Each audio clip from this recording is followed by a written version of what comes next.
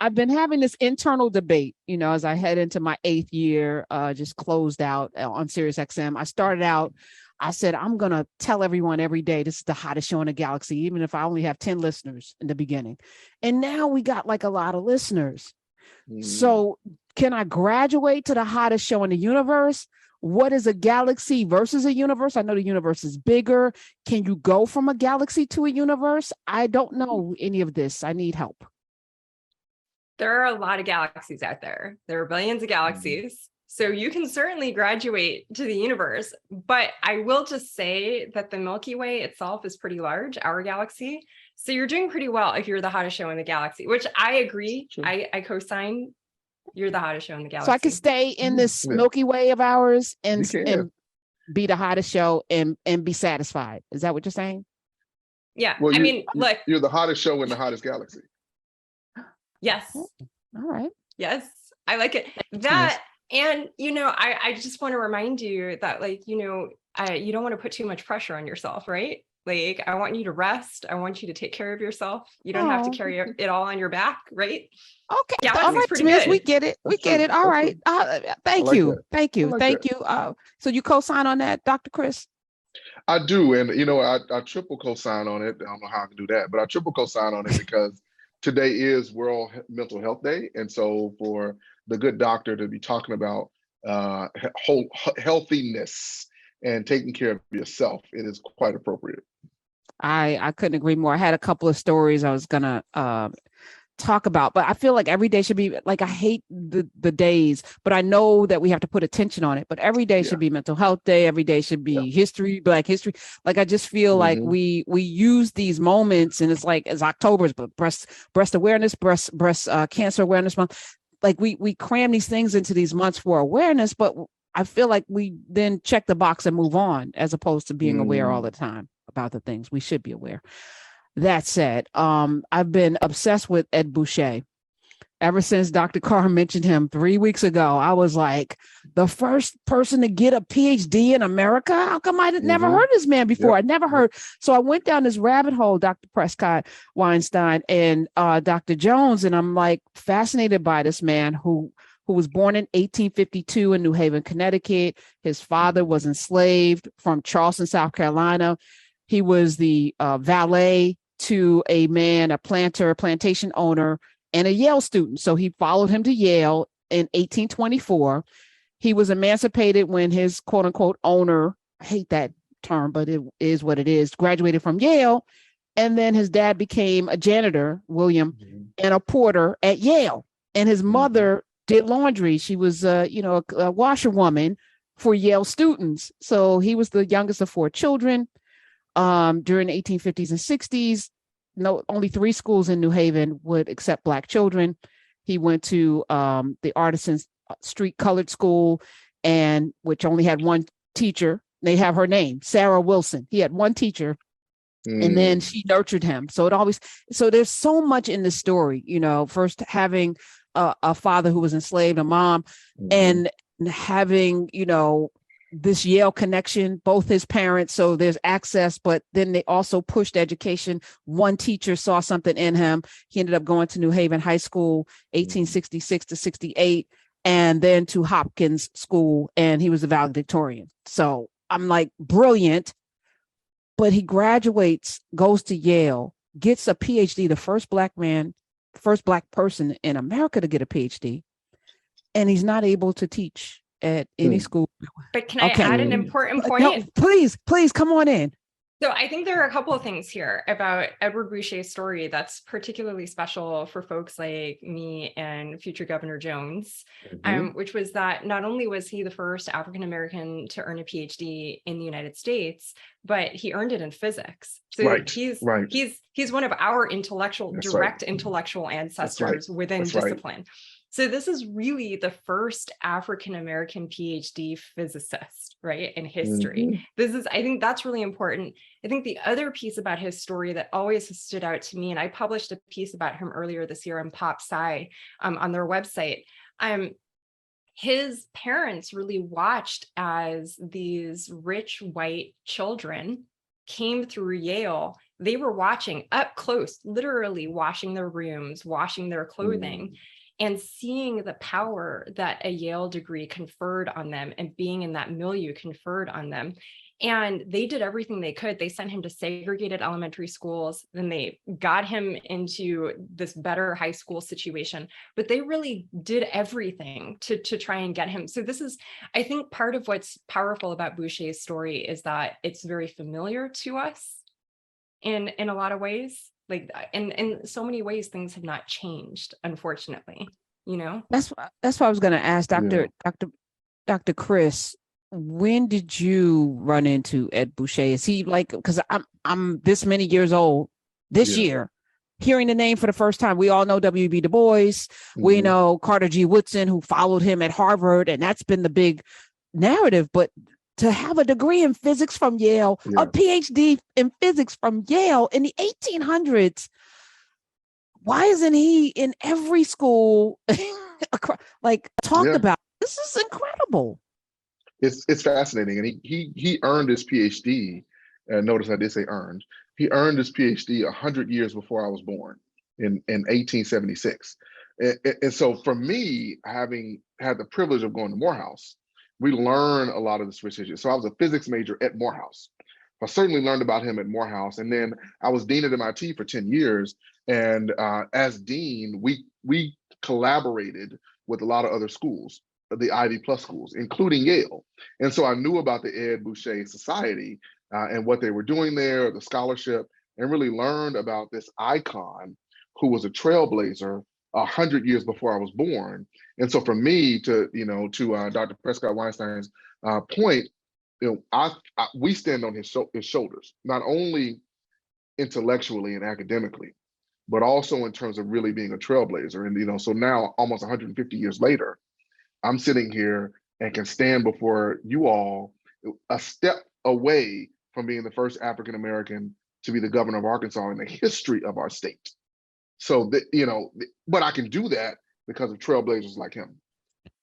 I think about where I land on, it's similar to, learning about Ida B. Wells the first time. And it's like, well, how did she die? And it's like a urinary situation. I'm like, so she couldn't just go to the bathroom when she wanted to while she was going around reporting on those things. These are things we don't think about. As a woman, I've driven places. I used to drive down to Florida every, 3 times a year, 17 hours, 16, depending on the traffic.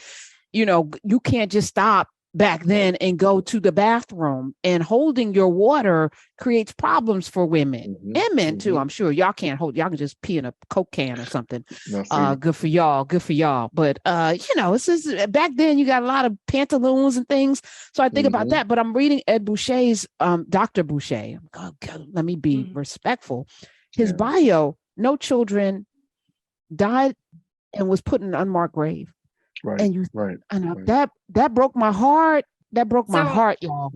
And one of the reasons that is so heartbreaking is because of the life that he led after he left Yale, right? So there was a lot that happened. And in fact, just to draw that connection with Morehouse and more generally our HBCUs. So you would think this is someone who is very accomplished. He should be able to get a job anywhere he wants, right? But because he was Black, that wasn't what was available to him. And so, in fact, he ended up teaching at what was known then as the Institute for Colored Youth.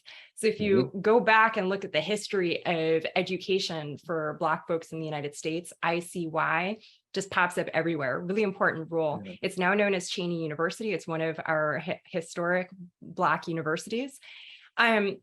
And so he also plays a role in building up the idea of physics as a discipline at these institutions. And that's part of his legacy. And so it's not just a matter of, he broke this barrier and we all remember him as an ancestor, but then he also went on to train another generation that moves forward and carries the mantle forward. And so part of what's tragic about the way in which he is not properly honored, and I think that that's getting rectified, right? But the way in which he continues to not be properly honored, like physicists remember him, Black physicists remember him, I should say, right? But I didn't know that he was the first African-American PhD in any field until relatively recently. I only heard the physics part. I think Yale students hear about him because of the Bouchet Honor Society, and I'm thinking of like really distinguished alums who've been inducted. Like I'm thinking of Dr. Jedidah Eisler, who was Yale's first PhD, Black woman PhD in astronomy and astrophysics. I think in 2014 was her graduation year. She was inducted in 2012. She's now working as head of STEM engagement for the White House Office of Science and Technology and Policy. There's a powerful legacy there. But you're right, the name isn't as widely known as it should be, which is one of the reasons I wrote this piece for the Pop Sci series, which was specifically focusing on people that science media should be reporting on, but really hasn't been. And he's definitely in that category. Yeah, we're joined. You know, go ahead, I'm sorry.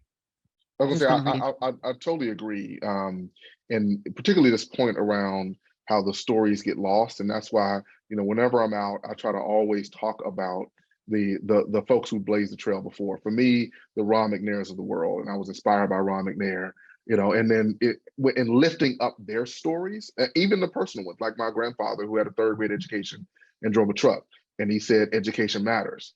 And it also opens up the door of understanding around the importance of schools and public schools and knowing your history, like really knowing your history and being a representative and inspiring folks. You know, so every chance I get, I want to remind people of the journey we've taken from the Dr. Bouchets to the Ron McNairs and the pathway we have forward. And the only way we get there is by making sure that we're providing open access to opportunity for folks through education.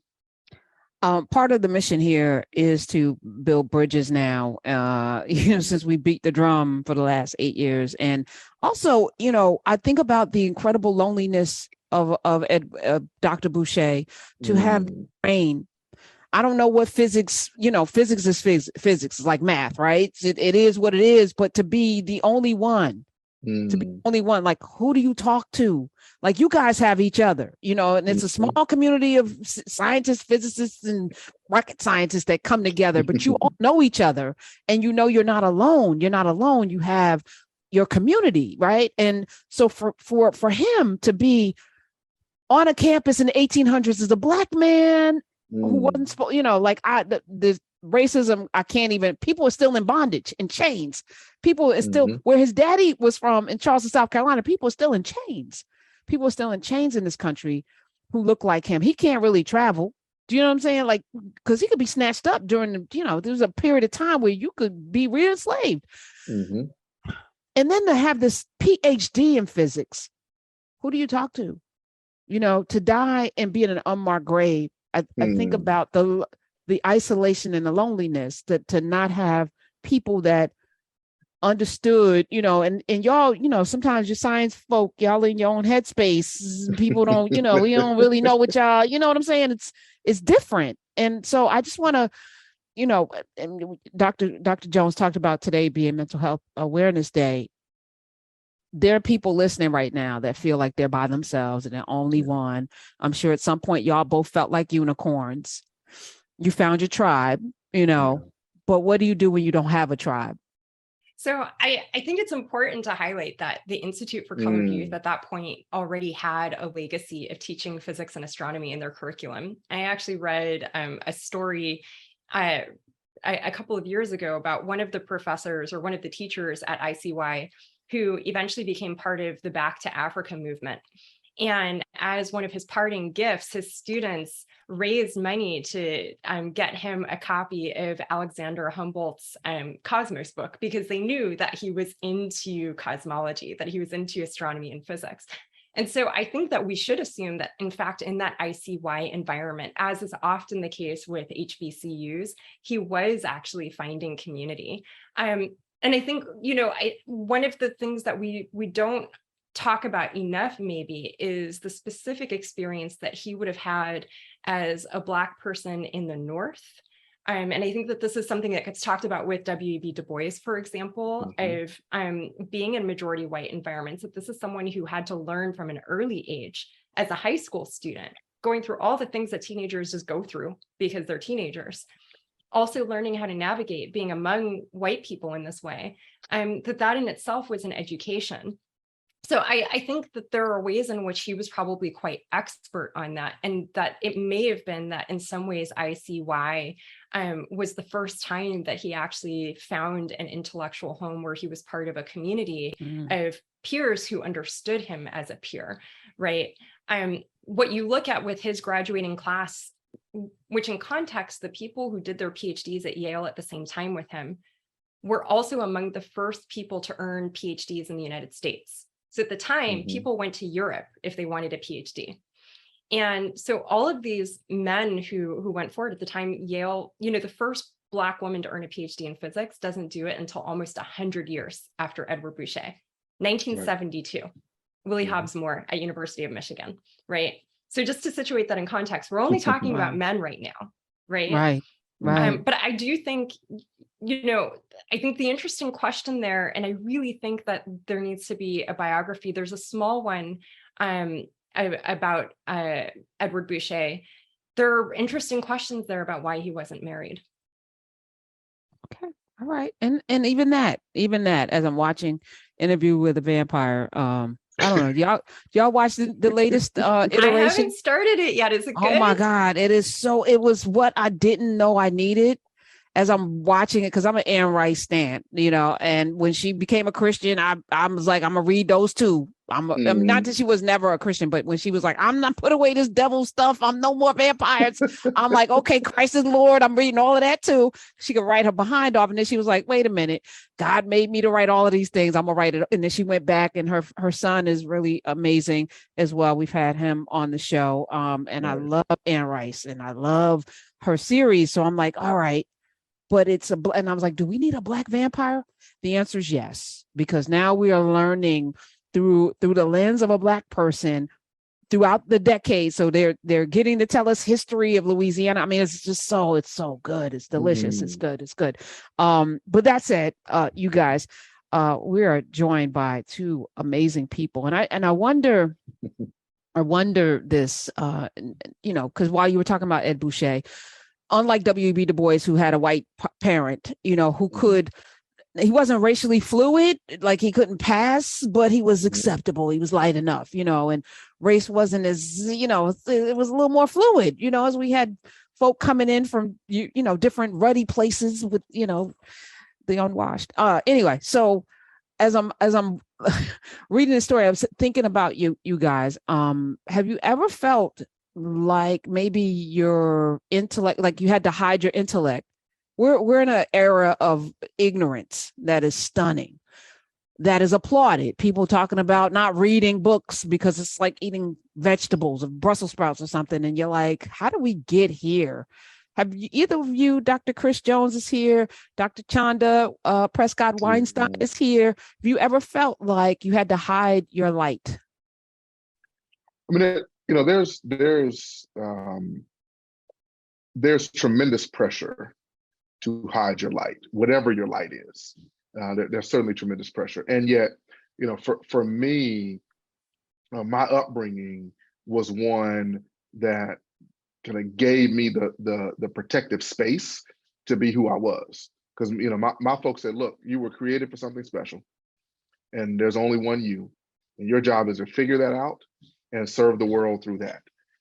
And so, once you get the freedom of knowing that all of my journey, all of the pathway was to do something special for others, then it opens up. And look, we had the conversation when I launched the campaign about, what will we focus on? What will we talk about? And there were certainly people that said, don't tell anybody you have a PhD. Don't tell anybody you're a physicist. Don't tell anybody you're a Christian. And as you can see from my launch video, we said, I led with, I am a physicist and an ordained minister. So that is who you are. That is who I am. That's what you get. And I think there's something freeing about walking in who you are, despite all the pressure. So the pressure exists, but you got to break through it.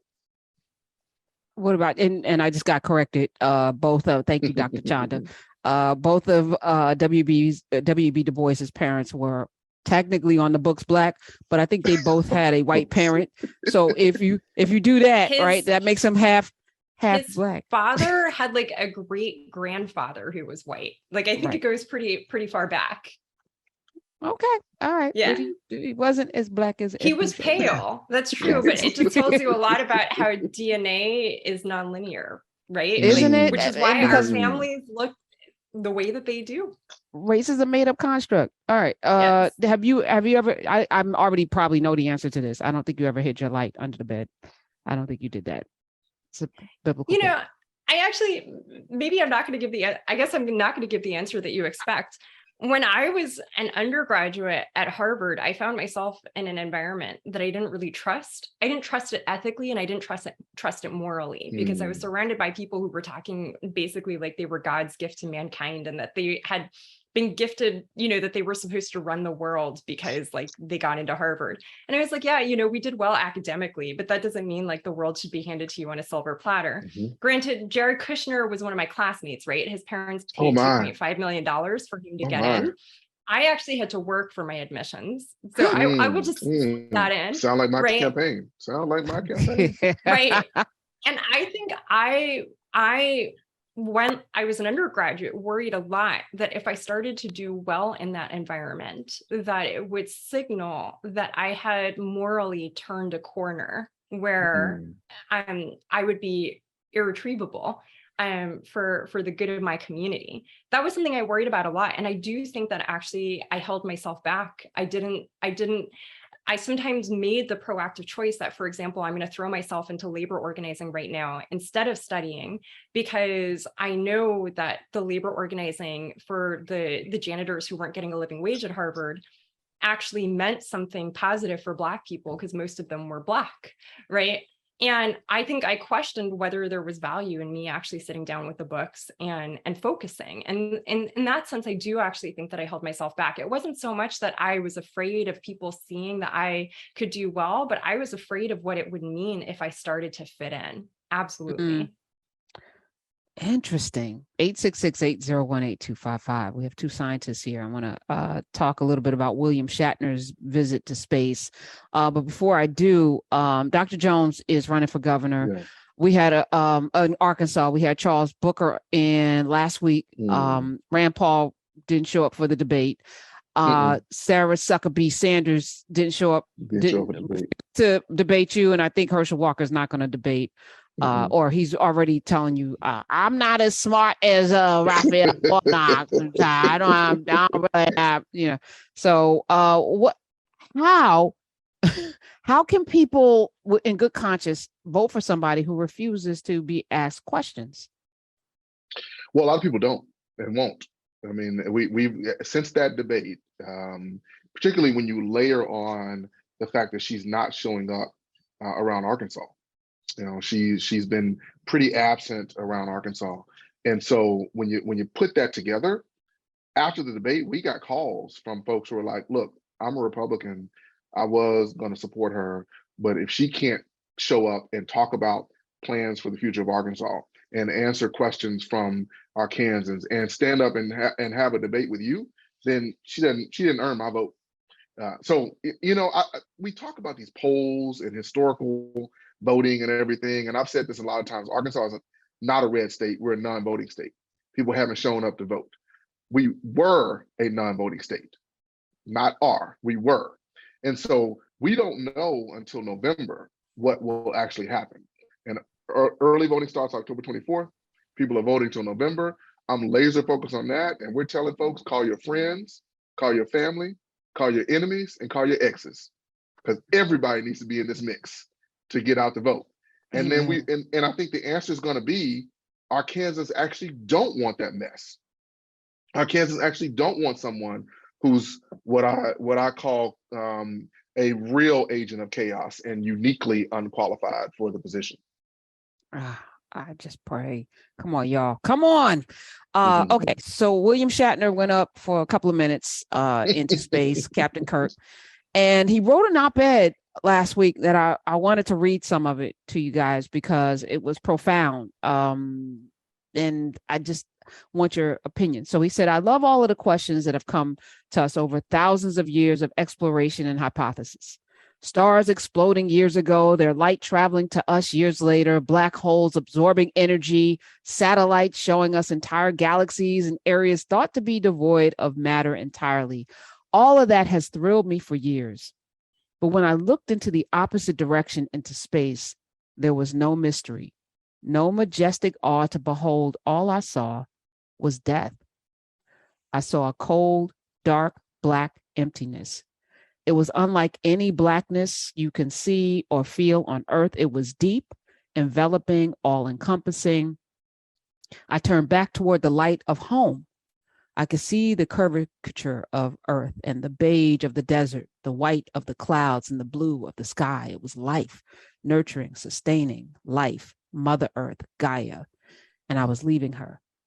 Everything I had thought was wrong. Everything I had expected to see was wrong. I had thought that going into space would be the ultimate catharsis of that connection I had been looking for between all living things, that being up there would be the next beautiful step to understanding the harmony of the universe. In the film Contact, when Jodie Foster's character goes to space and looks out into the heavens, she lets out the astonished whisper, "They should have sent a poet."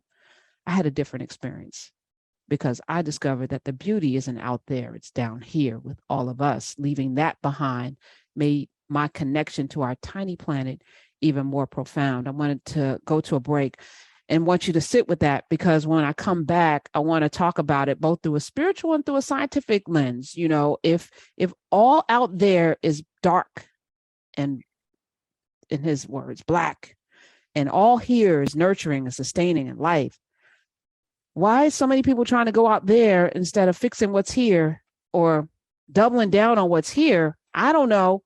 I want y'all to answer it both as scientists and as human beings.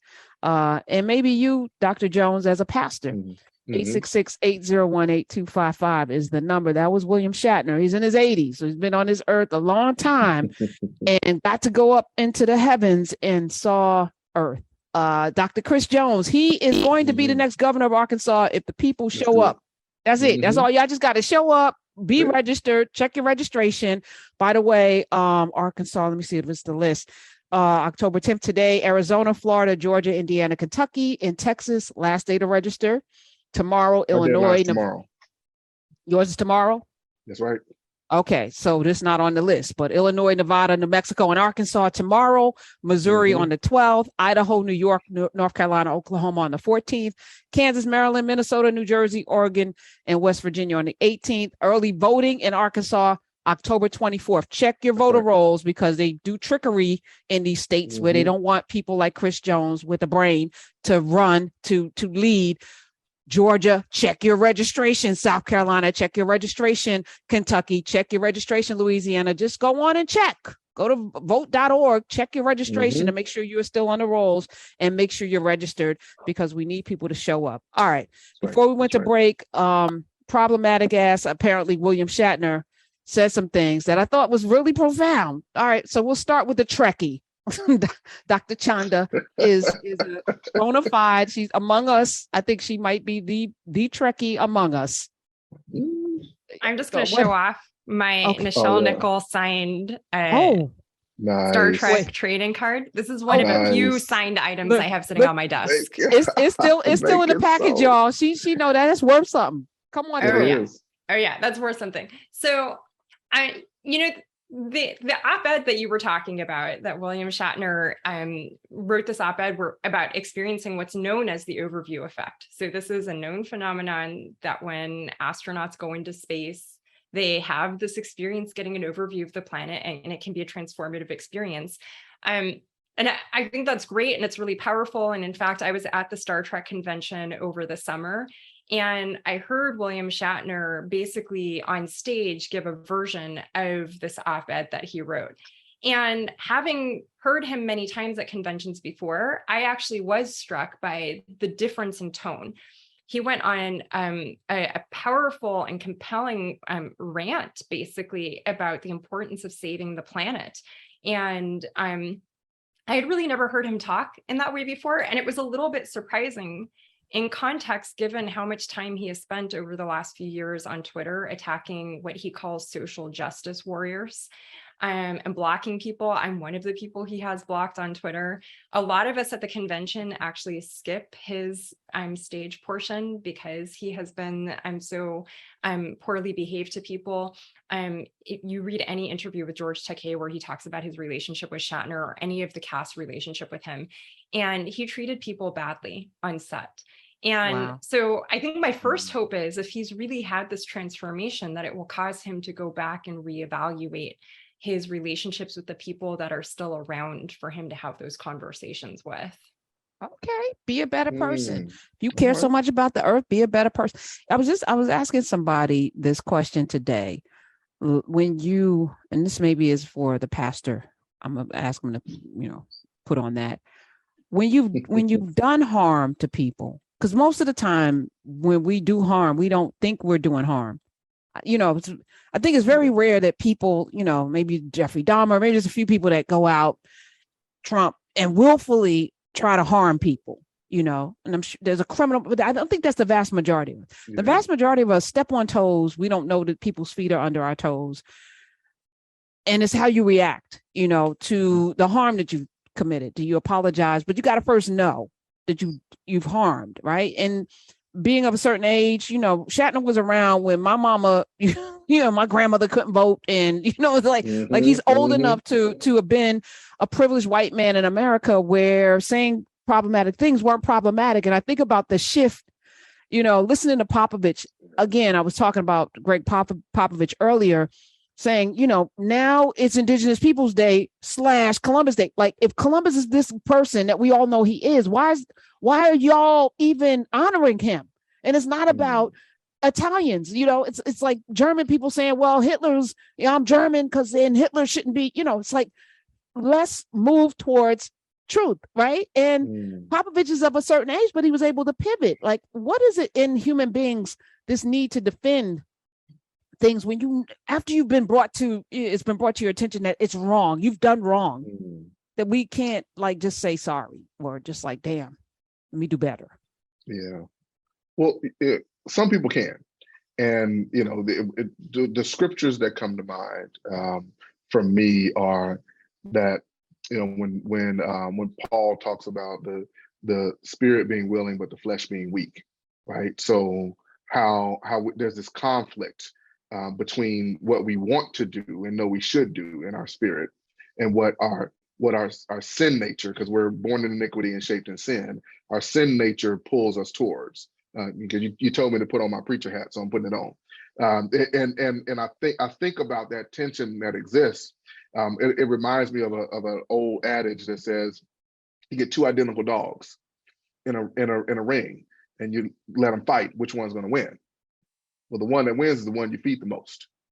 So if we feed our good selves, if we're aware of others, if we're cognizant of the vulnerable, if we're giving and loving, if we follow the second command, which is to love our neighbor as ourselves, we'll feed that good one, and that's what will show up in these moments. But alternatively, if we're wrapped in privilege, if we ignore the vulnerable and ignore others and step on others, then we'll feed our bad self, and that's what'll win in the battle. And so I think about this moment that maybe he did have his Damascus Road experience where, like, whoa, it shocks me. And I think that's good. I also think that, the scriptures tell us from Genesis to be, good stewards of the land. So the idea that we should be good stewards of the land is something that's encoded in the Bible. The idea that we should love our neighbors, and the doctor, my good friend Chanda, has always been pushing towards social justice, right? And so she's been living out the scripture that says, "Love thy neighbor as thyself," and you can do that. And I think that this is an enlightenment that he had. And honestly, look, we need more of that in this world. I don't fault anyone for the journey they're taking. I don't fault anyone for the journey Why they're not? on. Why don't you fault them? Well, because here's the deal. Now, I will fault you for your decisions, but you can't carry the weight that has been on my shoulders, and I can't carry the weight that's been on your shoulders. So I don't know what weight has been on his shoulders. What I do know is how they show up in this moment. and how I show up with them in this moment. And so let's take this moment and say, how can we then actually act as neighbors together?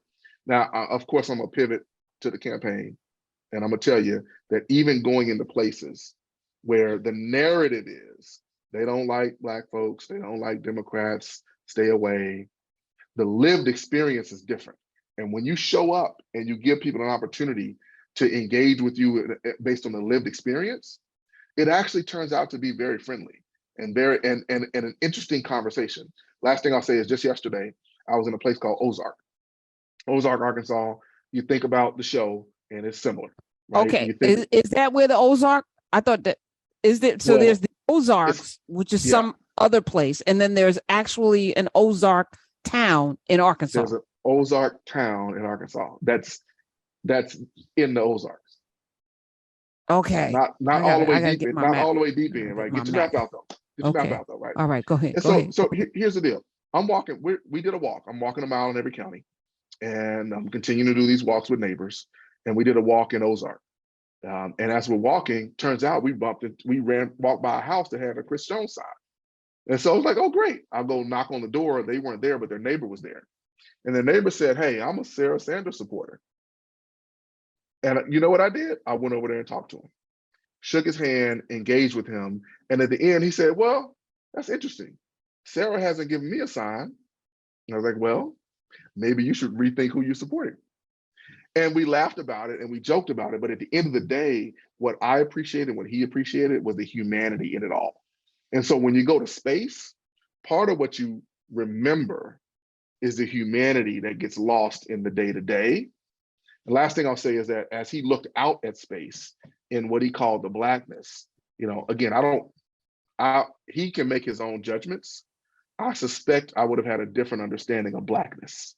And because it's the unknown that we get confused about, right? And his blackness that was bugging me. Right? That was really bugging me. Yeah, but again, he's looking through his whiteness. Well, and whiteness can be blinding. They call that blinding white light. It can blind you from a lot of things. I think it is really blinding. It's blinding. It is, and part of what I see is we get scared of the unknown. That's the first thing. We get terrified of the unknown. There's comfort and safety in the known. And so he's entering a space that he was going further into the unknown and further away from the known. And we have this tendency to associate and identify the unknown with a void and with blackness. When if you're a real physicist, you know that blackness is the presence of everything, not the absence of everything. And so it's a space where it all exists together. And I think about, black matter, dark matter, and the work around dark matter that we don't know and we can't see.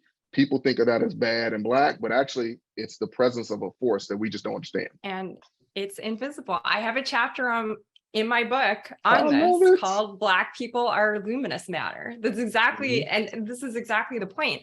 I think returning to the question of, what should our expectations of white people of a certain age be? I think that we have to ask the question of which white people we center in our stories about race as this is what the best that we can expect. I look at my own family, and my grandparents met because they were doing race justice and labor organizing. My white grandparents met, that's how they met, right? That's part of how I come into the world. That's part of my parents, my Black mother, my white father met because they were doing social justice and labor organizing, right? So I think part of this is that we have this bias if we only tell certain stories about certain white people during the 1940s, the 1950s, the 1960s. And that's not to say we shouldn't talk about the white supremacists. We absolutely should. They played a really big role in history. They continue to play a really big role in the present. But there were also white people who were doing the work of opposing that white supremacy at the time. And it is important to hold up those examples so that people have something, an example to look to. That's right. So it's not about whitewashing history or letting white people off the hook. And I know when Black folks say white people, we don't mean you individual unless you fit the bill, right? Like this is one of those True. grammatical That is so things true. that we actually we That's use so it true. grammatically differently, Yes, right? that is so true. That's not to say I'm trying to let white people off the hook, but then like if we're going to talk about it, then like let's talk about the fact that there were dissenters. And those dissenters, I actually had a back and forth with someone about this on Friday, because the new great observatory, the James Webb Space Telescope, JWST, is named after a deeply problematic white man who, you know, was more progressive relative than to other people on the rights of heterosexual cis Black people. Not for LGBT folks of any racial identity, right? And so the person was saying, well, like, look, you know, he stood up to George Wallace, and like, you know, that's a good thing. And I was like, sure, that's a good thing. But if we're going to talk about the people who stood up to George Wallace, let's talk about like the Freedom Riders. Let's talk about the little Black children. There are so many people who deserve a $10 billion monument to them that are on the list above him, right? So I think some of this is also about like which people we choose to center when we remember what was happening in the 60s. Amen. And so William Shatner, like, sure, he's 90 now, but I also know my grandfather, may he rest in peace, he would be over 100 right now, and he could have blown Shatner out of the water politically. So I have a higher bar. Yes, you do.